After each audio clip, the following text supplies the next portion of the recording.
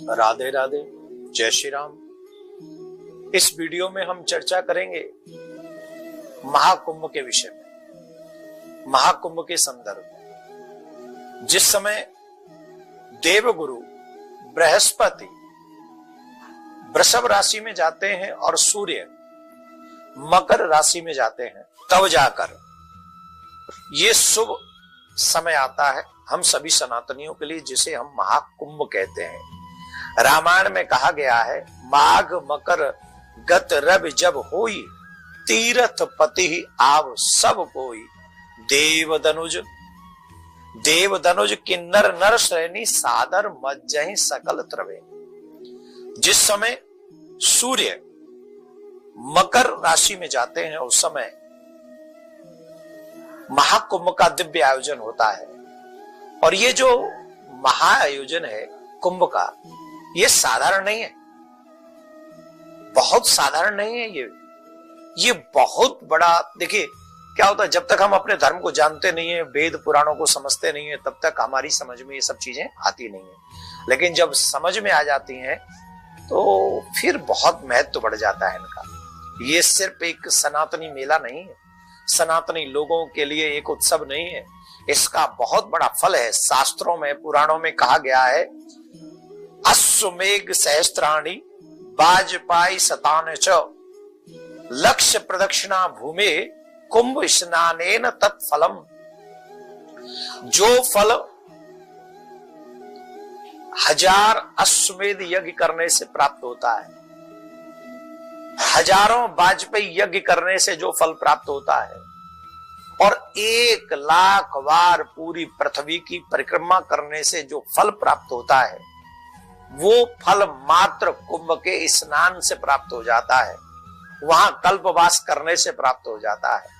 वहां जो मनुष्य अपने कल्याण के लिए जो वहां पर निवास करते हैं, स्नान करते हैं, हरिनाम गुणानवाद करते हैं, जब देवता भी मनुष्य बनकर आते हैं, तो सोचिए 1,00,000 बार आपने पृथ्वी की परिक्रमा कर ली, इसका इतना बड़ा फल है।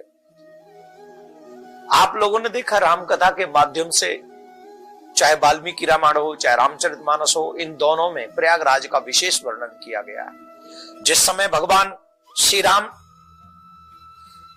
वनवास काल में, जब ऋषि भरद्वाज के आश्रम में, भरद्वाज मुनि बसहि प्रयागा जनहि राम पद अति अनुरागा, जब भरद्वाज ऋषि के आश्रम में जाते हैं, गंगा में स्नान करते हैं, तो इसका और भी महात्मा बढ़ जाता है।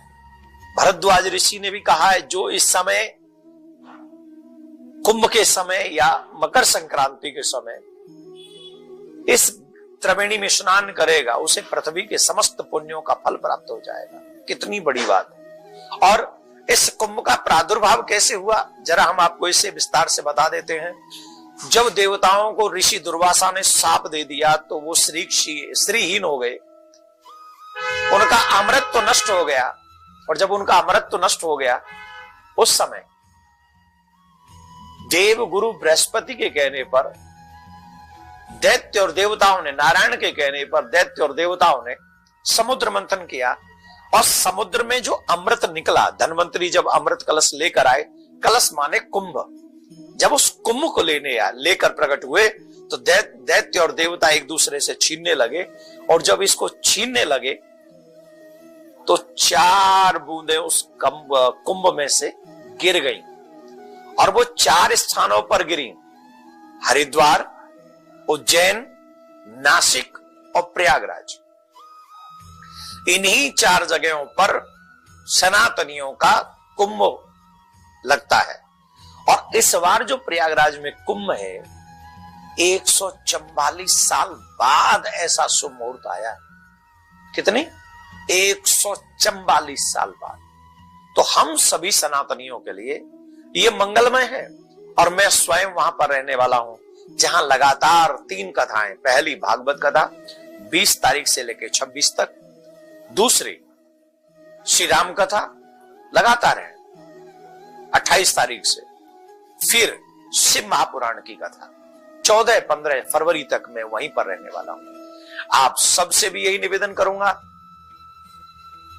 मानव जीवन का एक ही फल है, पुनरपि जन्मम पुनरपि मरणम पुनरपि जननी जठरे शयनम। बार बार जन्म लेने, बार बार मरने से छुटकारा प्राप्त जो मनुष्य कर लेता है, वही मानव जीवन का सबसे बड़ा परम चरम लक्ष्य है, वही उपलब्धि है। उससे बड़ी उपलब्धि कुछ नहीं हो सकती। देखिए, एक बात सुन लीजिए, एक से एक बलवान, एक से एक बलवान, हम पितामह भीष्म जैसे बलवान नहीं हो सकते, लेकिन वो भी पृथ्वी छोड़ के चले गए।